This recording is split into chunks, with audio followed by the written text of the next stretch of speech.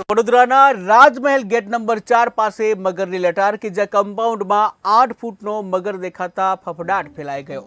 Lalbaug bridge નીચે જે 4 ફૂટના મગરનો અડીંગો કે જ્યાં જીવદયા પ્રેમીઓએ બંને મગરનું રેસ્ક્યુ કર્યું, ત્યારે રેસ્ક્યુ કરાયેલા બંને મગર વન વિભાગને સોંપવામાં આવ્યા। વિશ્રામબાગ સૂર્યમુખી હનુમાનજીના મંદિર પાસે કાશી વિશ્વનાથની સામે રાજમહેલની અંદર આ મગર ગઈકાલે જ દેખાતો હતો, પણ ગઈકાલે અમે લોકો આવ્યા અહીંયા આગળ એક થોડું પાણીની પરિસ્થિતિ હતી, કાલે વરસાદ બી ચાલુ હતો તો પાણીના કારણે આ મગર દેખાયો નહીં અને આજે ફરી દેખાતા અહીંયાથી એમનો ફોન આવ્યો કે ભાઈ આ મગર આજે દેખાઈ ગયો છે, તો અમે લોકો આવ્યા આ મગરને વ્યવસ્થિત રીતે વોચ કર્યો। એના પછી થોડી ભારે જહેમત બાદ આ મગરને અત્યારે રેસ્ક્યુ કરી લીધો છે। લગભગ અમને આ મગર રેસ્ક્યુ કરતા 2 થી 2.5 કલાક થયા છે, કેમ કે સિચ્યુએશન એવી હતી એના કારણે। આ મગરને રેસ્ક્યુ કરવા માટે અમે આજે આખી વડોદરાની જે અમારી સંસ્થાના અમે બધા છે ટીમવર્ક છે અમારું, જેમાં એક આ સંદીપભાઈ છે। સંદીપભાઈ આપની સંસ્થાનું નામ? સેવ વાઇલ્ડલાઇફ ટ્રસ્ટ મારું ટ્રસ્ટનું નામ છે। અમિતભાઈ આપના મારું wildlife trust Shri Sai Dwarkamai charitable trust.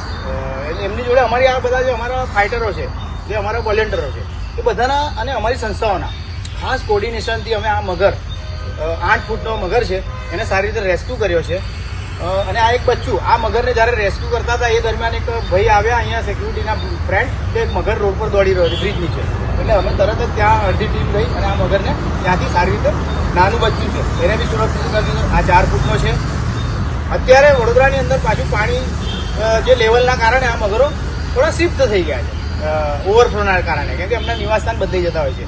તો વડોદરાવાસીઓને કહેવા માંગીએ છીએ કે તમે મગરો નીકળે તો પેનિક ના થાવ, મગરો કશું કરતા નથી, એ એક સારો જીવ છે। બસ જ્યારે બી તમને આવા દેખાય એને પથરા ના મારો કે ના એને છેડછાડી કરો। અમારી જેવી સંસ્થાઓના કોન્ટેક્ટ છે, એને તમે સંપર્ક કરો અને વન વિભાગને કરો। કોઈ બી જ્યાં લગીને અમે લોકો આવીએ બસ ત્યાં લગી એની પર ધ્યાન રાખો અને આ જીવને બચાવો, એ આપણા બધાનો સૌનો એક અધિકાર છે।